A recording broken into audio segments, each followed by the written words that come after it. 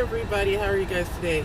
Well, I just wanted to talk to you guys. I did my radio show yesterday on Anchor, but I just wanted to tell you guys there's an acronym that I learned from somebody on Facebook that's more of an acquaintance than a friend, but they still can fall in the friend category.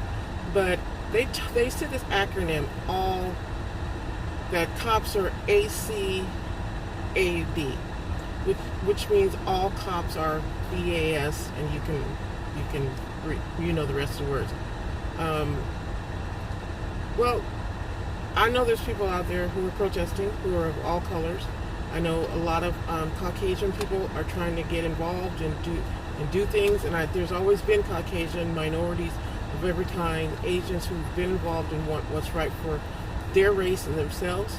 But I just want to tell you, for the people that are representing that all black people are angry, or all black people think that cops are ACAB,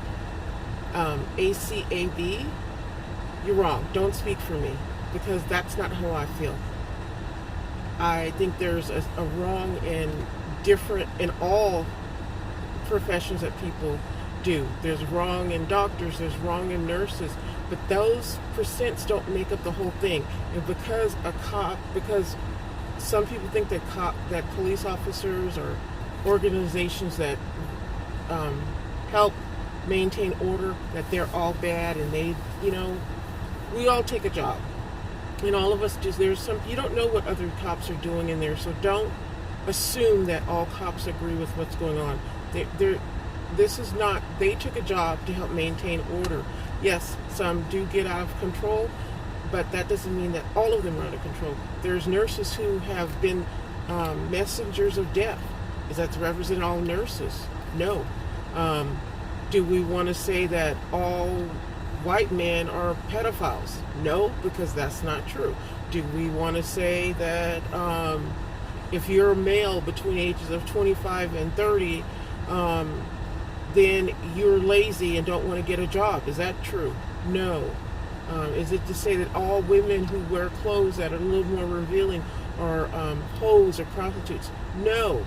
The thing is, making a blanket statement like that and saying that if we don't agree with you, then we're the problem, is that actually you have to look at yourself. I can appreciate people getting on board, wanting to help and trying to do things, but first, don't tell me how I feel. Second, don't represent how I feel. And third, speak for yourself. Because you can't say that everybody thinks that you guys know the acronym, and I'm not going to repeat it, because I've had plenty of conversations throughout my years of life, and this is the one that's the most vivid, where I was driving down the road and I was crying and I was just really upset, having a super hard time with life. I really was contemplating if I was even worthy to live on earth, just having a hard time. Here, the lights go on in the back and flash, and I pull over. So I'm thinking, oh my gosh, what did I do? I put my hands on the steering wheel, did everything I was supposed to, and the cop comes up and he says, "Hey, are you okay? You're crying.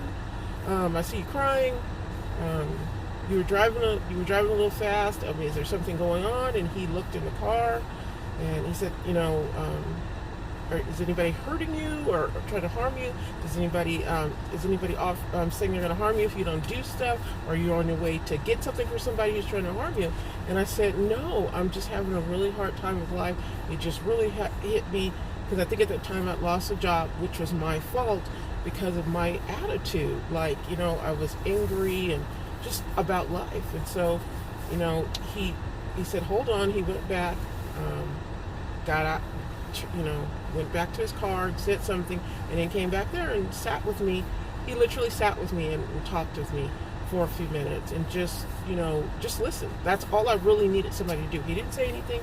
He just but he did tell me, I don't know what's going on with you, but I just want you to know you are valuable and you are important, and it will be okay.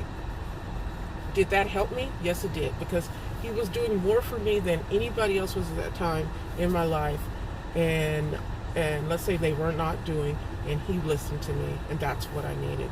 And I shook his hand and said thank you, and he said, "Do you want a hug?" And I said, "Absolutely, because you're a man in uniform." Okay, sorry, I just have to throw that in. But anyway, My experience with police officers have been a lot different than other African Americans, minorities, even whites, and I get that.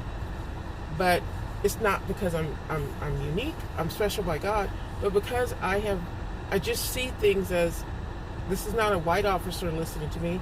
This is not a black officer talking to me or giving me a ticket. This is just a person doing their job. Just when I had to work as a CPS and everybody, child protective service worker, and everybody was like, I wouldn't want that job, but that's an awful job because you just take children from people's homes.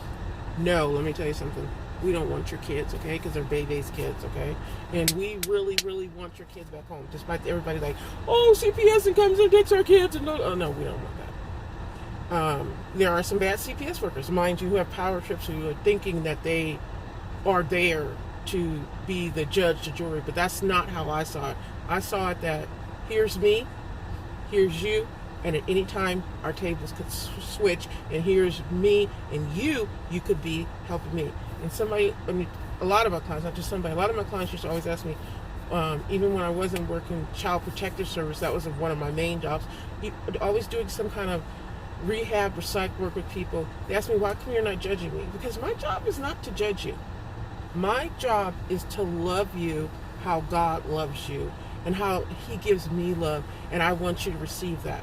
I'm not here trying to force you in a relationship with God. I'm here just trying to serve you as a public servant to help you get to where you need to be in life so you can get your kids back, or so you can have reunification with your family, because maybe that they had to do a hard love and have to put you out of the house.